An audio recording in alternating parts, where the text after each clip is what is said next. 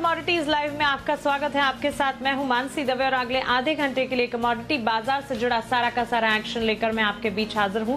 सबसे पहले Boolean market की बात करेंगे और बुलियन मार्केट की चाल सोने चांदी की अगर बात करें तो शुरुआती सुस्ती के बाद सोने में खरीदारी लौटी हुई है। 300 रुपए से ज्यादा की तेजी के साथ हम दाम को 46,700 के करीब देख रहे हैं बुलियन मार्केट में सोने, और हफ्ते में करीब 3% की बढ़त भी यहां पर देखी जा चुकी है। लेकिन आज का सबसे पहला मुद्दा जो हम उठाने जा रहे हैं वो है महाराष्ट्र में कोरोना के बढ़ते मामलों पर जो सरकार की गाइडलाइंस आती हुई दिखी है, इसका सीधा असर बुलियन मार्केट ज्वेलरीज पर भी होता हुआ देखने को मिल रहा है। जाहिर सी बात है, जब कर्फ्यू जैसी सिचुएशन, नई गाइडलाइंस और वीकेंड पर लॉकडाउन की खबरें आती हुई दिख रही है, इसका असर हर तरह के कारोबार पर पड़ता हुआ दिख रहा है। और आने वाले दिनों में गुड़ी पाड़वा, जी हां 13 अप्रैल को गुड़ी पाड़वा का त्योहार है। ऐसे में जेम्स ज्वेलरी काउंसिल ने महाराष्ट्र सरकार से एक मांग की है, गुड़ी पाड़वा के मौके पर स्टोर खोलने की इजाजत दी जाए। ये मांग जेम्स एंड ज्वेलरी काउंसिल की तरफ से आती हुई देखने को मिली है। गुड़ी पाड़वा पर ज्वेलर्स को इजाजत मिलनी चाहिए। महाराष्ट्र में नए साल के पहले दिन मनाया जाता है गुड़ी पाड़वा का त्योहार। आपको बता दें, गुड़ी पाड़वा के मौके पर ज्वेलरी की खरीदारी भरपूर होती है। कुछ ऐसे त्योहार होते हैं जहां पर सबसे ज्यादा भारतीय ज्वेलरी को खरीदना पसंद करते हैं, जैसे कि दिवाली का त्योहार हो गया, अक्षय तृतीया हो गया। ठीक इसी तरह गुड़ी पाड़वा के दिन भी ज्वेलरी की खरीदारी भरपूर होती है। 13 अप्रैल को इस बार, और क्योंकि यहाँ पर नई गाइडलाइंस आती दिखी हैं, काफी हद तक कारोबारियों को इसका ये परेशानियां झेलनी पड़ रही है और ज्वेलर्स को यही डर है कि इस बार गुड़ी पाड़वा का त्योहार जो है फीका न रह जाए। अप्रैल जून के शादी के सीजन के लिए भी इजाजत देनी चाहिए, ये खबरें भी आती हुई देखने को मिल रही है। लगातार दूसरे साल लॉकडाउन से ज्वेलर्स की हालत तो खराब है ही। अब अप्रैल और जून में आगे जो शादियों का ट्रेंड शुरू होगा, कह लीजिए फरवरी के बाद ही शादियां फिर से शुरू होती हुई दिखनी चाहिए, लेकिन क्योंकि स्थिति इतनी खराब है, इसके चलते ज्वेलर्स ये कह रहे हैं कि कुछ हद तक अगर रियायत दी जाए तो उनके कारोबार पर इतना असर पड़ना कम होगा। चलिए इसी मुद्दे पर एक्सपर्ट्स को हम जोड़ लेते हैं। हमारे साथ सुनन सुब्रमण्यम जी जुड़ गए हैं चॉइस ब्रोकिंग से, आईएफएल सिक्योरिटी से अनुज गुप्ता जुड़े हैं,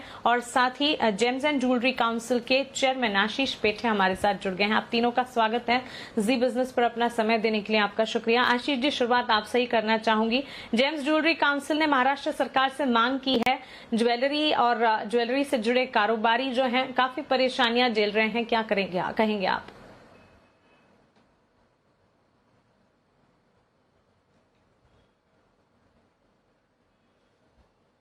आशीष जी, क्या आप मुझे सुन पा रहे हैं?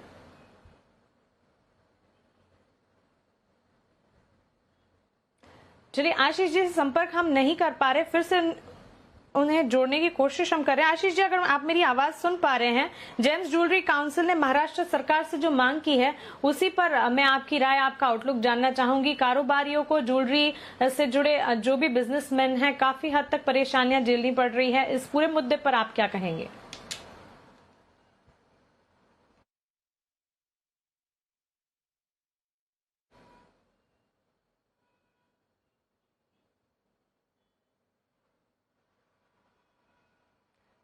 आशीष जी, क्या आप मेरी आवाज सुन पा रहे हैं? हाँ, अभी आ रही आवाज, थोड़ी लाइन में थोड़ी खराबी थी। आपको आ रही आवाज? कोई बात नहीं। Good evening. मैं आपसे यही जानना चाहती हूँ कि जेम्स ज्वेलरी काउंसिल ने महाराष्ट्र सरकार से जो मांग की है, गुड़ी पाड़वा का त्योहार आ रहा है, इससे ठीक पहले जो परेशानियां ज्वेलर्स फिलहाल झेल रहे हैं क्योंकि महाराष्ट्र में स्थिति खराब है कोरोना के बढ़ते आंकड़ों को लेकर, आप क्या कहेंगे इस पूरे मुद्दे पर? हम महाराष्ट्र सरकार की जो भूमिका है वो समझते हैं कि महाराष्ट्र और मुंबई में जो केसेस बढ़ रहे हैं उससे वो चिंतित है और हम लोग गवर्नमेंट के साथ में हैं। लेकिन हमें ये भी समझना चाहिए कि पिछला 2020 पूरा साल, उसमें जो जेम्स एंड ज्वेलरी सेक्टर में जो त्योहार आते हैं, जैसे गुड़ी पाड़वा है, अक्षय तृतीया है और शादी का पूरा सीजन, वो पूरा लास्ट ईयर खराब गया था, लॉकडाउन में ही गया था। और अभी पिछले 3-4 महीनों में थोड़ी स्थिति सुधरी थी और बिजनेस धीरे धीरे वापस लौट रहा था और लोगों ने सब शादियों की और फेस्टिवल की तैयारी करके रिटेलर्स, होलसेलर्स बैठे थे और अभी लॉकडाउन आया है। तो इसमें हमने सरकार से ये प्रार्थना की है कि आप ऐसा कुछ इसमें सोल्यूशन लाइए जिसमें हम सीजन में साथ में काम कर सके, या तो कुछ स्पेसिफिक डेज में हमें काम करने दीजिए या रिस्ट्रिक्टेड आवर्स करने दीजिए, लेकिन बिजनेस पूरी तरह से बंद मत कीजिए, क्योंकि महाराष्ट्र और मुंबई पूरे इंडिया की ज्वेलरी ट्रेड का एक हब है, सेंटर है। जैसे जवेरी बाजार is the heart of the trade. अगर महाराष्ट्र और मुंबई बंद हो जाता है तो उससे पूरे देश की सप्लाई चेन पे इफेक्ट हो सकता है। और दूसरी इम्पोर्टेंट है कि lakhs and lakhs of people ये ट्रेड में ऑलरेडी एम्प्लॉय किए जा चुके हैं। उसमें लोगों का व्यापारियों का पैसा लगा हुआ है, उनका इंटरेस्ट कॉस्ट चालू है। तो अगर वापस 1 से 2 महीना अगर लॉकडाउन आ जाता है तो उनका कमर टूट जाएगी और वो वापस खड़े नहीं हो पाएंगे। और इसमें लास्ट ईयर लॉकडाउन में बहुत सारे कारीगर अपने गांव चले गए थे, उसमें से 50-60 तक का ही लोग वापस आए हैं। पर अगर वापस लॉकडाउन होता है तो अब जो जाएंगे वापस, वो कितने वापस आएंगे मालूम नहीं। तो ये इंडस्ट्री के लिए बहुत बड़ा सदमा हो सकता है। और इम्पोर्टेंट बात यह है कि ज्वेलरी परचेजिंग एक सिक्योर्ड लोकेशन में होती है।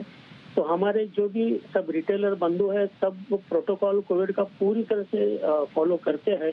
तो उसमें अगर हम बिजनेस अगर चालू रखेंगे तो कोविड प्रोटोकॉल कहीं भी ब्रेक नहीं होगा और लोगों का बिजनेस और उनके लाइवलीहुड को भी रिस्क में नहीं डाला जाएगा। इसके लिए हमने गवर्नमेंट को ये रिक्वेस्ट की है। जी आशीष जी क्विकली एक और चीज आपसे जानना चाहूंगी, ये जो फिलहाल सरकार से मांग की जा रही है, क्या सिर्फ गुड़ी पाड़वा के त्योहार तक की ही मांग आप कर रहे हैं या फिर आगे चलकर, क्योंकि शादियों का सीजन एक तरह से दिसंबर से ही शुरू हो जाता है, कुछ हद तक जैसे आपने कहा मोमेंटम देखने को मिला, उसके बाद स्थिति फिर से यहाँ पर सुस्त पड़ती दिख रही है। तो ये जो मांग है 13 अप्रैल गुड़ी पाड़वा तक के लिए ही है या आगे तक आप सरकार से मांग कर रहे हैं? अभी इमीडिएटली तो गुड़ी पाड़वा का सबको अहमियत है, तो गुड़ी पाड़वा का हमने कहा है। लेकिन अगर कोई ऐसी मैकेनिज्म बन जाए कि जिसमें पूरा आगे का अक्षय तृतीया हो या वेडिंग सीजन हो, क्योंकि लास्ट ईयर का सब शादियां पोस्टपोन होके 2021 में पोस्टपोन हो गई है। हजारों लोगों ने उनकी शादियों की गहनों की ऑर्डर लेके रेडी माल खड़ा है, तो शादी के लिए अपने रिटेलर के पास से माल उठा भी नहीं पा रहे हैं। तो आगे का जो 1-2 महीने का क्रिटिकल पीरियड है हमारे बिजनेस के लिए और कोविड के हिसाब से भी क्रिटिकल पीरियड है। तो उसमें से कोई एक ऐसा स्वर्ण मध्य निकाला जाए जिसमें बिजनेस भी अफेक्ट नहीं हो और कोविड प्रोटोकॉल भी अगर संभाला जाए तो that will be the best. बिल्कुल आशीष जी, शुक्रिया अपना समय देने के लिए और इस मुद्दे पर अपना मत रखने के लिए। तो चलिए, ये तो एक बड़ी खबर है और गुड़ी पाड़वा तक क्या कुछ होता है ये देखना अहम होगा, क्योंकि कोरोना के बढ़ते आंकड़े भी चिंता का विषय है। ऐसे में सरकार क्या करती है और गुड़ी पाड़वा का त्योहार कैसा बीतता है ये देखना अब काफी अहम हो जाता है। आगे बढ़ते हैं और बुलियन मार्केट की तरफ अब आगे बढ़ लेते हैं। सोना फिलहाल निवेश का मौका दे रहा है, 46,000 के ऊपर ट्रेडिंग हमने देखी है। मौजूदा स्तरों पर क्या रणनीति होनी चाहिए? पहले तो देखिए, शुरुआती सुस्ती के बाद सोने चांदी में जो मोमेंटम देखने को मिल रहा है, एमसीएक्स पर 46,550 के करीब ट्रेड हम देख चुके हैं। सोने के वायदे में चांदी में 67,000 के करीब 200 रुपए की तेजी सोने में, चांदी में 300 रुपए की तेजी देखने को मिली है। कॉमेक्स में भी $1745 पर सोना ट्रेड कर रहा है और करीब $25 के ऊपर चांदी में भी ट्रेड यहाँ पर देखने को मिल रहा है। चलिए एक्सपर्ट से बात कर लेते हैं। सुनन जी, गुड इवनिंग। आप बताएं, बुलियन मार्केट में सोने पर, गोल्ड पर आपका आउटलुक क्या है? देखिए मानसी, अगर गोल्ड की बात करो तो गोल्ड का ट्रेंड तो मुझे अभी भी आने वाले दिनों में काफ़ी अच्छा तेज़ी दिखाई दे रहा है और मेरा रिकमेंडेशन खरीदारी की रहेगी 46,450, 46,500 के लेवल्स पे एक अच्छा खरीदारी का मौका बनते हुए दिखाई दे रहा है। 46,000 का एक स्टॉप लॉस मेंटेन करते हुए 47,200 का अपसाइड टारगेट देखने को मिल सकता है। जैसे आपने पहले कहा कि एक थोड़ा सा एक फेस्टिव डिमांड की वजह से एक काफ़ी अच्छा खरीदारी का मौका बनता है। दूसरी एक और बात कहनी थी कि यूएस डॉलर इंडेक्स और बॉन्ड यील्ड्स में थोड़ा सा करेक्शन हुआ था, जिसकी वजह से मार्केट में काफ़ी अच्छा सपोर्ट मिला। और आखिर में बात करूं तो आने वाले दिनों में रमजान फेस्टिवल का भी चालू है, जिसमें भी वहाँ पे भी अच्छा ज्वेलरी का भी खरीदारी का मौका बनते दिखा है। तो मेरा रिकमेंडेशन खरीदारी की रहेगी सोने में 47,200 का अपसाइड टारगेट में रखते हुए। श्योर। अनुज जी, चांदी पर आपका नजरिया जानना चाहेंगे। Good evening. Good evening Mansi ji. देखिए, गोल्ड अगर हम देखें तो 4 हफ्ते के हाइस पर है और सिल्वर में भी हमने ऑलमोस्ट एक तेजी बनते हुए देखी है। मुझे लगता है कि चांदी के अंदर भी ट्रेंड पॉजिटिव रहेगा, क्योंकि जिस तरीके से इंडस्ट्रियल डिमांड यहाँ पर तेज हुई है और टेक्निकल चार्ट से भी देखें तो काफ़ी अच्छा रिवर्सल यहाँ पर आता हुआ दिखाई दिया, almost V shape recovery silver में दिखी है। मुझे लगता है कि सिल्वर में आगे भी कंटिन्यू रहेगी तेजी, तो हमें लगता है कि करंट रेट से सिल्वर में खरीदारी करना चाहिए। हमें लगता है कि ऊपर में 68,500 69,000 तक के लेवल देखने को मिल सकते हैं और इंटरनेशनल मार्केट में एक्सपेक्टेड है कि $26 तक के लेवल यहाँ देखे जा सकते हैं। तो सिल्वर और गोल्ड मुझे लगता है कि दोनों के अंदर ही खरीदारी का ट्रेड कंटिन्यू यहाँ पे रखना चाहिए। ठीक है, तो खरीदारी के ट्रेड की राय दोनों ही एक्सपर्ट की तरफ से आती हुई दिख रही है। रुक करते हैं कच्चे तेल के मार्केट पर। क्रूड मार्केट में बड़ी खबरें आ रही हैं। यूएस में पिछले हफ्ते स्टॉक घटा, गैसोलीन स्टॉक में बढ़त देखने को मिली थी। हालांकि यूएस में स्टॉक जो है 35 लाख बैरल घटता हुआ हम देख चुके हैं। गैसोलीन स्टॉक में 40 लाख बैरल की बढ़त देखने को मिली है। EIA की तरफ से ये रिपोर्ट आती हुई देखने को मिली है। दुनिया भर में तेजी से यहाँ पर जो कोरोना के नए मामले बढ़ते हुए देखने को मिले, नए मामले सामने आए हैं, इसका एक इम्पैक्ट कच्चे तेल की चाल पर, in fact natural gas, energy pack पर भी पड़ता हुआ दिख रहा है। फ्यूल डिमांड में रिकवरी को लेकर चिंताएं बढ़ती हुई दिखी हैं। अनुज, क्विकली क्रूड पर करंट लेवल्स को देखते हुए क्या नजरिया अपनाना चाहिए? यहां से और ज्यादा गिरावट का माहौल देखने को मिलेगा? सेल कॉल इनिशिएट किया जाए? देखिए, क्रूड WTI में देखें तो $60 के नीचे चल रहा है और ब्रेंट जो है ऑलमोस्ट $65 के नीचे है और एमसीएक्स में भी देखें तो 4500 के नीचे अब सस्टेन कर रहा है। तो कहीं ना कहीं जो फंडामेंटल फैक्टर्स हैं जहां पर हम देखें कि कोरोना वायरस केस बढ़ने की वजह से डिमांड यहाँ पर कम होती हुई दिख रही है। ऑलमोस्ट देखें तो 40-50% डिमांड जो है वो यहाँ पर स्केल डाउन होती हुई दिख सकती है। तो उसकी वजह से हमने देखा है कि जो प्रेशर है वो यहाँ पर बिल्डअप हुआ है। हालांकि इन्वेंट्री यहाँ पर जरूर बिल्डअप हुई है, बट हमें लगता है कि भावों में जो गिरावट है वो यहाँ पर कंटिन्यू रहेगी और जिस तरीके से ओपेक ने डिसाइड किया है कि मई, जून, जुलाई में जो प्रोडक्शन है वो यहाँ पर बढ़ा सकते हैं, तो वो भी यहाँ पर एक थोड़ा सा नेगेटिव ही शो कर रहा है। तो मुझे लगता है कि क्रूड और नेचुरल गैस, क्योंकि नेचुरल गैस में अगर बात करें तो अब जो समर सीजन है वहाँ पर डिमांड बिल्कुल खत्म रहती है, इन्वेंट्री बिल्डअप होती है, तो दोनों ही कमोडिटी मुझे लगता है कि अब एक थोड़े से सेलिंग प्रेशर में यहाँ पर आ सकती हैं और एक्सपेक्टेड है अगर हम डोमेस्टिक लेवल्स की बात करें तो WTI $55 तक और नेचुरल गैस के भाव अगर हम देखें तो $1-1.25 तक के लेवल दिखा सकती है। तो मुझे लगता है कि क्रूड के अंदर बिकवाली का ट्रेड यहाँ पे रखना चाहिए MCX में और नीचे करीबन 4,360 तक के लेवल क्रूड में देखे जा सकते हैं और नेचुरल गैस के अंदर नीचे करीबन 180-181 तक के लेवल देखने को मिल सकते हैं। तो क्रूड और नेचुरल गैस दोनों के अंदर ही हमें लगता है कि बिकवाली का ट्रेड लेना चाहिए।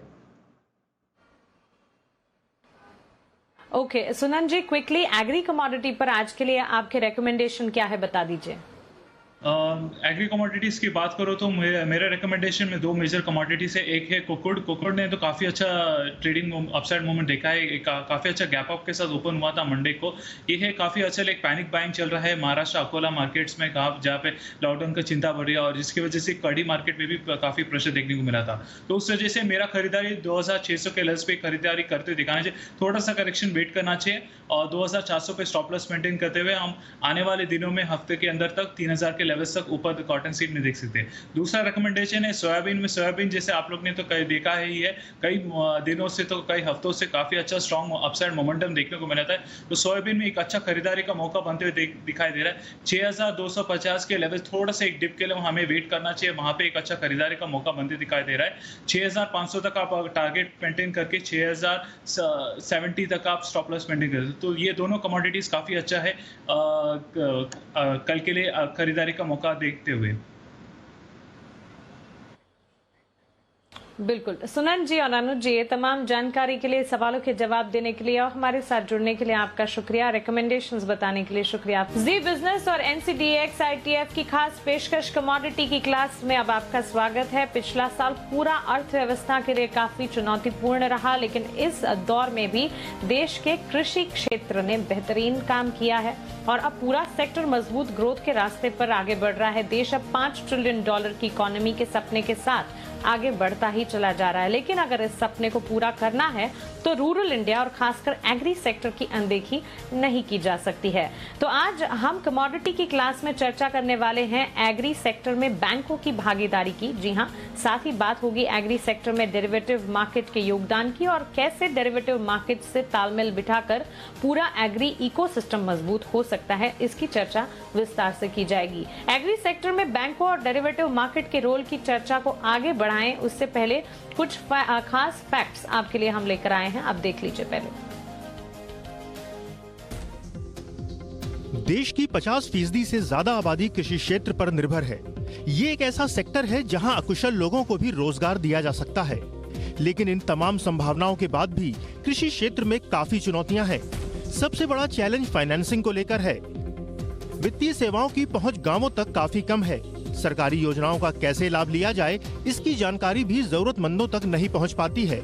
यानी बैंकिंग सेवाओं का विस्तार हुआ तो है, लेकिन इसका फायदा ग्राउंड तक नहीं पहुंच रहा है। भारत में ज्यादातर किसान आर्थिक तंगी से परेशान हैं, जिससे उनकी कार्यक्षमता पर प्रतिकूल प्रभाव पड़ता है। हालांकि सरकार के डिजिटल इंडिया और फाइनेंशियल इंक्लूजन जैसे कदमों का फायदा दिखना शुरू हो गया है। पिछले कुछ सालों में देश में डिजिटल और फाइनेंशियल इंक्लूजन की दिशा में तेजी से विकास हुआ है। सरकारी योजनाओं के तहत ग्रामीण इलाकों में बैंकों का जबरदस्त विस्तार हुआ है। देश के 80% युवाओं के पास बैंक खाता हो चुका है, जबकि 2011 में यह आंकड़ा सिर्फ 35% था।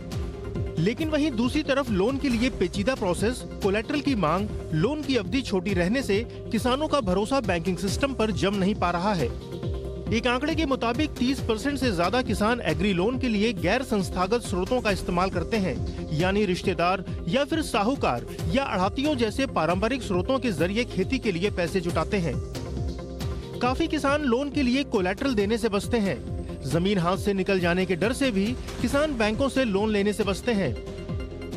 एक तरफ बैंक्स और एनबीएफसी अपना एग्री लोन के लक्ष्य को पूरा नहीं कर पाते हैं, तो दूसरी तरफ नकदी की किल्लत पूरे एग्री सेक्टर में बनी रहती है। बात जब एग्री फाइनेंसिंग की हो रही हो, तो 2017 में लॉन्च किए गए इलेक्ट्रॉनिक निगोशिएबल वेयरहाउस रिसीट यानी ENWR की भूमिका अहम हो जाती है। ये इंस्ट्रूमेंट जो वेयरहाउसिंग रेगुलेटर WDRA से मान्यता प्राप्त वेयरहाउस की ओर से वेयरहाउस में रखी फसल पर जारी किया जाता है, तमाम बैंकों और एनबीएफसीज के लिए कर्ज लेने के लिए भी एक भरोसेमंद दस्तावेज का काम करता है। विशेष तौर पर देश के सबसे बड़े एग्री कमोडिटी एक्सचेंज NCDX से मान्यता प्राप्त वेयरहाउस इस पर कई और सुविधाएं भी देते हैं। NCDX लगातार नए इनोवेशन और जागरूकता अभियान के जरिए किसानों की मदद करता रहता है। नए अवेयरनेस प्रोग्राम, वेयरहाउसिंग मैनेजमेंट और नई तकनीक के जरिए एग्री सेक्टर की ग्रोथ को दिशा देने में लगा है। देश के अलग अलग हिस्सों से फार्मर्स प्रोड्यूसर्स कंपनियों के साथ साझेदारी कर खेती किसाने के लिए नई संभावनाओं की तलाश करता रहता है। एक्सचेंज टेक्नोलॉजी और रिस्क मैनेजमेंट के उपायों के जरिए खेती और किसानों को देश में बढ़ावा देने में अहम रोल निभा रहा है। बेहतर प्राइस डिस्कवरी के जरिए किसानों को ज्यादा सक्षम बनाने में एक्सचेंज की भागीदारी बढ़ रही है। साथ ही रिस्क मैनेजमेंट के साथ कैसे खेती की जाए, इस दिशा में भी डेरिवेटिव मार्केट की पहल भी सराहनीय है। यानी एग्री सेक्टर में बैंकिंग व्यवस्था का विस्तार, वायदा बाजार को लेकर जागरूकता बढ़ाई जाए और आपस में बेहतर तालमेल हो तो हर पक्ष को इसका फायदा मिल सकता है।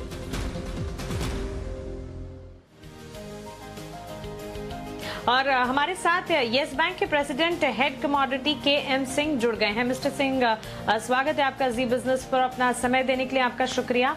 आपसे पहला सवाल यही है कि एग्री सेक्टर की ग्रोथ के लिए फाइनेंशियल इंक्लूजन की कितनी बड़ी भूमिका होती है, ये समझाएं। धन्यवाद आप सभी लोगों को। Good evening. तो if we see the financial inclusion efforts has been there from quite long time. I will say from the 60s itself, and the government has taken multiple efforts in terms of channelizing the credit to the neglected sectors and primarily to the weaker section of the society. And one of the major steps, or the few steps which has been taken by the government, has been putting the priority sector norms, where each and every bank, as in compliance, needs to achieve 40% of their ANBC target, means the credit which is basically given to the people has to be achieved to the priority sectors.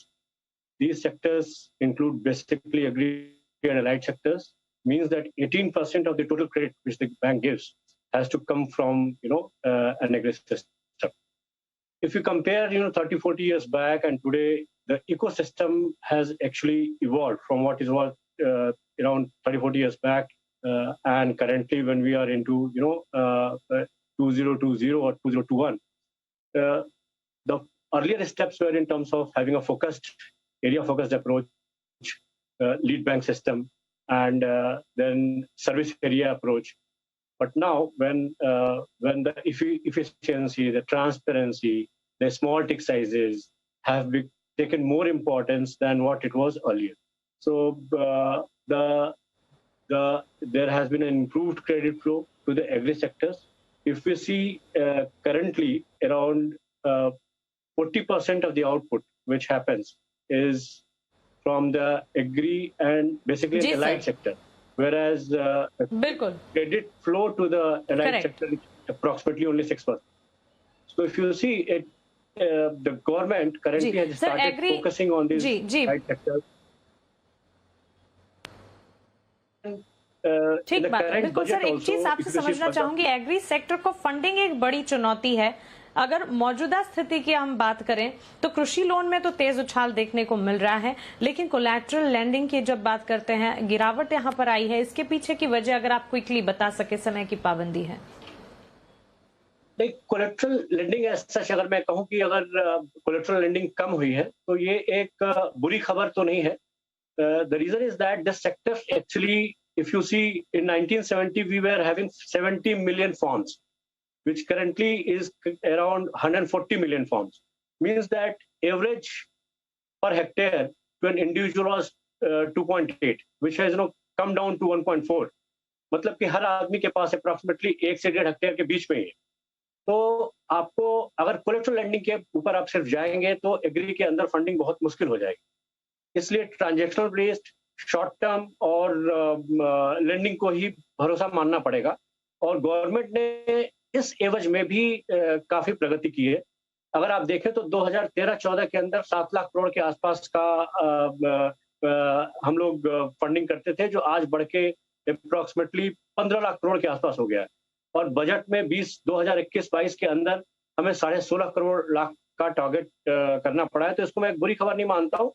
मैं मानता हूं कि नए structures आएंगे इसकी वजह से, और कोलेट्रलाइज्ड लेंडिंग जो है जरूरी नहीं है कि हो, क्योंकि हमें छोटे छोटे लोगों को, किसानों को, जो स्मॉल एंड मार्जिनल प्लेयर्स को पैसे देने हैं। और ऐसे केस में हमें सिर्फ कोलेट्रल लेंडिंग के ऊपर से अपना विश्वास थोड़ा कम करना पड़ेगा और छोटे और मझले किसानों को ध्यान में रख के उन्हें लेंडिंग करनी पड़ेगी, जहां पर रिक्वायरमेंट बहुत छोटी छोटी होती है।